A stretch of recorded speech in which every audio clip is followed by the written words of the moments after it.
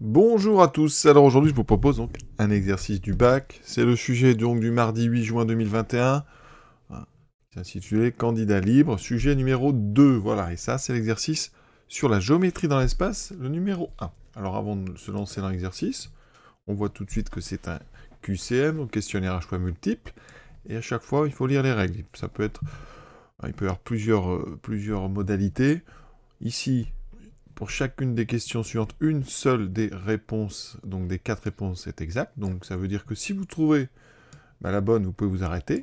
Ou si vous en trouvez 3 fausses, vous savez que la quatrième sera la bonne. Ensuite, en termes de barème, une réponse exacte rapportait 1 point. Une réponse fausse ne rapporte ni n'enlève 2 points. D'accord ? Voilà, donc on est parti. Alors aucune justification n'était demandée. Nous, évidemment, on va les donner, parce que c'est quand même l'intérêt de ces vidéos. Donc on est parti avec donc un espace, l'espace qui est rapporté à un repère orthonormé, donc OIJK, et on va considérer 3 objets. La droite D, donc, dont on donne 2 points, A et B, avec leurs coordonnées. La droite D' avec une représentation paramétrique. Ici, hein, d'accord, on verra tout ça. Et un plan pour la dernière question, un plan P d'une équation cartésienne, avec ici un paramètre M, d'accord, qu'on va essayer de déterminer avec une condition à respecter. Donc on est parti tout de suite. Première question. Parmi les points suivants, lequel appartient à droite D'? Alors D', on va tout de suite recopier donc ça, la représentation paramétrique qu'on vous a donnée.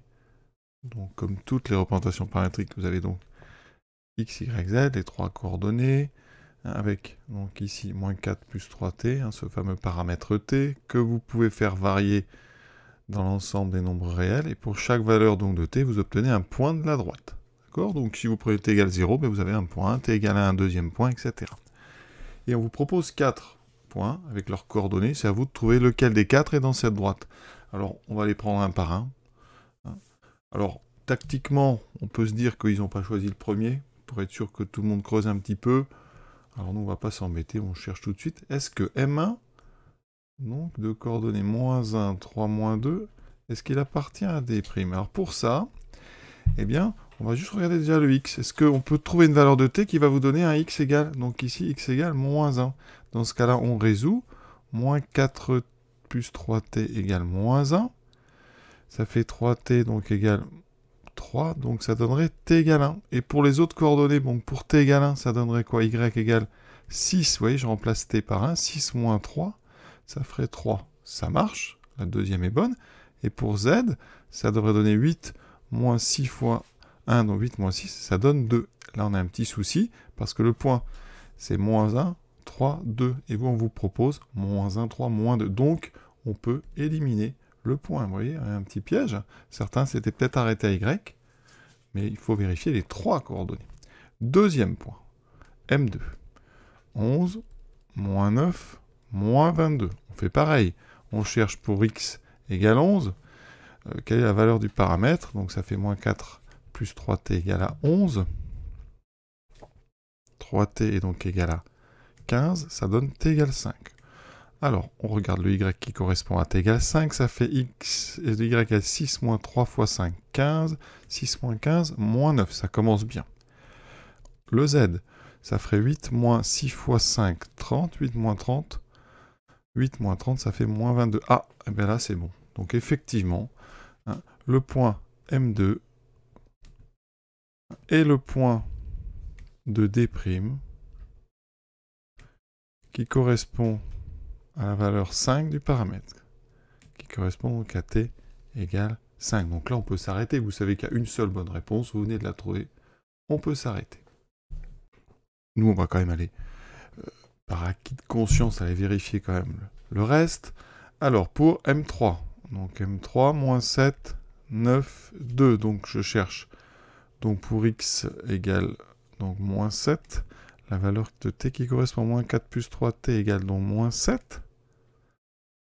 Ça me donne donc 3t égale moins 3. Ça donne t égale moins 1. Donc le y qui correspond 6 moins moins 1. 6 plus 3, 9. Encore une fois, vous voyez, les deux premières coordonnées marchent. Le z, 8 moins 6 moins 1. Donc 8 plus 6, 14. Donc là, eh bien ça n'est pas le bon. Et on aurait dû trouver 2. Alors certains sont peut-être trompés parce que en faisant 8 moins 6 fois moins 1, ils ont peut-être fait donc 8 moins 6 au lieu de faire 8 plus 6. Voilà, ça peut être un petit piège.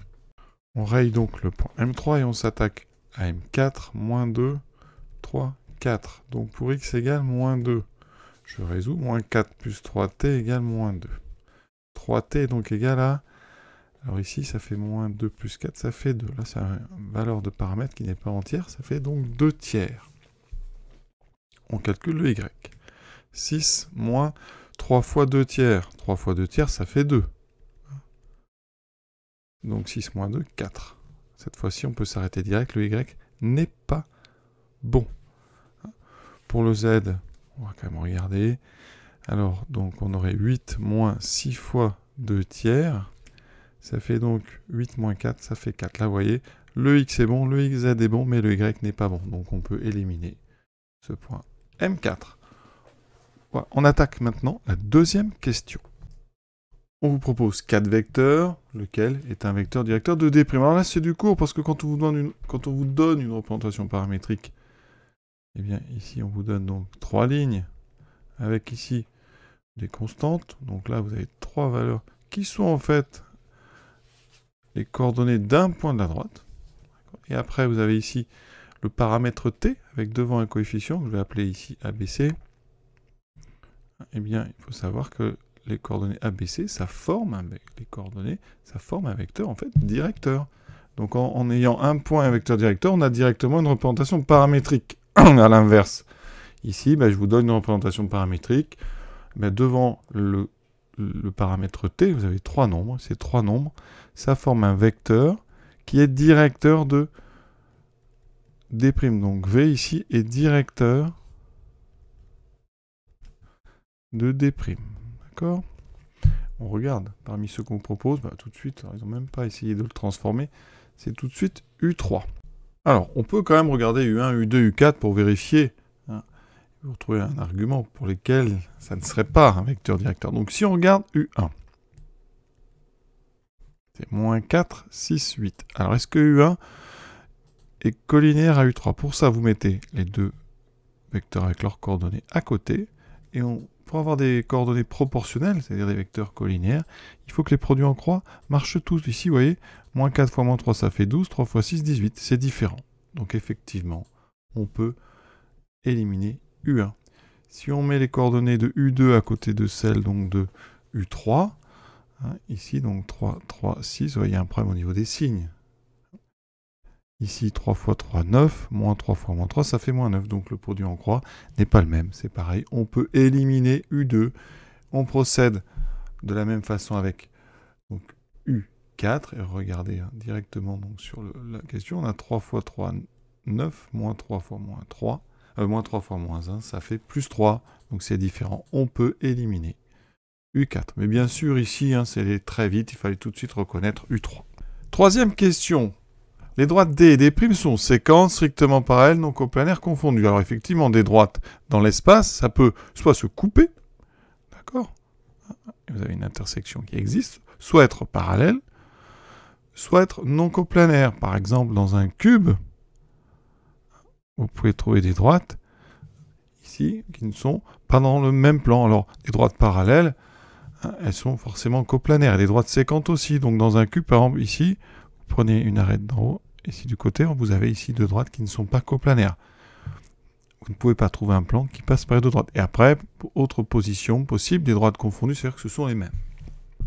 Pour comparer ça, le mieux, c'est de regarder les vecteurs directeurs. Alors, vecteur directeur de D. Est-ce qu'on en a un?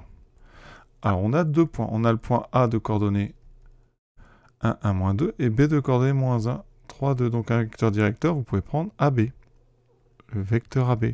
Pour ça, on fait coordonnées de B moins coordonnées de A, moins 1, moins 1, moins 2. 3 moins 1, 2. 2 moins moins 2, ça fait 2 plus 2, ça fait 4. Donc, voici un vecteur directeur de D. Ensuite, je vous rappelle qu'un vecteur directeur de D', on en a déjà un. C'était la question précédente. Donc, on l'avait appelé U3. Et c'était donc 3 moins 3 moins 6. Alors, est-ce que ces deux vecteurs, qu'est-ce qu'on peut dire de ces deux vecteurs? Est-ce qu'ils sont déjà collinéaires? Comment comparer ces deux vecteurs? Alors ici, il y a quand même un lien assez clair. Vous voyez, on a moins 2, 2, 4. Ici, 3, moins 6. Alors, ce qu'on peut remarquer, on peut introduire un autre vecteur. Donc, soit U, le vecteur, on va prendre comme vecteur, donc, moins 1, 1, 2. On remarque que AB est égal à 2U. D'accord? Et le vecteur U3, eh bien, c'est tout simplement moins 3U. Donc, AB et U3 sont collinaires à U, donc AB et U3 sont collinaires. D'accord? Donc, ce qu'on peut remarquer, AB, c'est donc ici moins 3 demi de U3. Donc, on en déduit que D et D' sont parallèles. Alors, qu'est-ce qu'on peut éliminer? Déjà, elles ne sont pas séquentes. Séquente, c'est qu'il n'y a qu'un seul point d'intersection. Des droites pareilles sont forcément coplanaires. Donc, on peut éliminer coplanaire. Après, vous avez le choix entre strictement pareilles et confondues. Des droites confondues, elles sont aussi pareilles puisqu'il n'y a qu'une seule droite. Donc là, il va falloir essayer de voir si D et D' sont confondues. Alors, pour que des droites pareilles soient confondues, il faut qu'elles aient au moins un point d'intersection. C'est-à-dire, dès que vous trouvez un point d'intersection, dès que vous trouvez un point commun, plutôt, elles seront forcément confondues. Donc, qu'est-ce qu'on peut faire? Eh bien, on va prendre un point de la droite, donc ici D, et on va vérifier s'il est ou pas dans D'. Donc, on va essayer avec le point A. Soit, donc, A, le point de coordonnées 1, 1, moins 2. Est-ce que A appartient à D'? Alors, on va résoudre un petit système. Ce système, il est composé donc de celui qu'on a, en remplaçant x, y, z par 1, 1 et moins 2. Et à droite, on met donc moins 4 plus 3t, 6 moins 3t, 8 moins 6. Est-ce qu'il y a un t qui vérifie ces trois équations en même temps? Donc, la première, ça fait donc moins 3t égale moins 5. Donc, t égale 5 tiers. Et l'autre, ça fait donc 3t égale 6 moins 1, 5. Ça fait aussi 5 tiers. Ça a l'air d'aller. L'autre, c'est donc 6t égale 10. Conclusion. À chaque fois, on trouve t égale 10 sur 6, ça fait 5 tiers. Donc, effectivement, D, on va d'abord faire une première conclusion. Ça veut dire que le point, en fait, A appartient aux deux droites. Donc, A appartient à D. A appartient à D'. D est parallèle à D'. Donc, vous avez deux parallèles qui ont un point commun. Donc, D et D' sont confondus. C'est donc la réponse D. Donc, elles ne sont pas strictement parallèles. Et si vous avez un petit doute, on peut essayer avec B. Donc, soit B, coordonnée moins 1, 3, 2. B appartient à D. Est-ce qu'il appartient à D'? Alors, on fait le même système. Donc, moins 1, 3, 2, égal. Moins 4 plus 3t, 6 moins 3t, 8 moins 6t. Les droites sont confondues. Donc, normalement, on doit trouver une valeur de ce paramètre. Alors, je laisse t, hein, mais ça va être une autre valeur, normalement. Ici, donc, moins 3t égale moins 3, ça fait t égale 1. Ensuite, 3t égale 3, t égale 1. 6t égale 6, donc on trouve t égale 1 pour le point B. Donc, ça confirme ce qu'on a trouvé. Quatrième et dernière question. Maintenant, on va s'intéresser au plan P, dont on a une équation cartésienne y plus x plus my moins 2z plus 8 égale 0. Alors ça, on va s'intéresser ici à la valeur de m pour laquelle la droite D est parallèle au plan P. Donc, on va d'abord trouver un vecteur normal de ce plan P. Ça, vous savez, vecteur normal de P, on prend les coefficients de x, y, z dans l'équation cartésienne qu'on vous donne. Donc 1, m, moins 2. Ce vecteur, c'est donc un plan normal AP. Un vecteur normal AP. Ensuite, on a la droite D. D, c'est donc la droite ABD. Hein. On a un vecteur directeur, hein, un vecteur AB. Coordonnées, moins 2, 2, 4. AB est donc vecteur directeur de D. Comment savoir si D est parallèle à P? On fait un petit dessin. On représente le plan P comme ceci. Voilà, dans le coin, on met son nom. On représente un point du plan. Alors, vous mettez la croix, en fait, parallèle au trait que j'ai placé. Comme ça, ça donne la bonne impression. Et vous avez, donc, ici, un vecteur normal. Il faut que la droite D soit parallèle au plan. Donc, ici, elle est comme ceci. Ça veut dire que la direction de D va être orthogonale à la direction de N. Donc, ici, pour que D soit parallèle à P, bien, ça équivaut à N et à B orthogonaux. Et donc, on va faire un petit produit scalaire tout simple entre le vecteur n ici et le vecteur AB. Donc, on fait le produit des x, 1 fois moins 2, donc moins 2, plus m fois 2 plus 2m, moins 2 fois 4 moins 8 égale 0. On résout. Ça fait 2m égale donc 10. Et on trouve m égale 5. Regardez les propositions. On a bien m égale 5. C'est la proposition C. Et cet exercice, pas très difficile, hein, c'est plutôt du court. Et terminé, voilà, à très bientôt.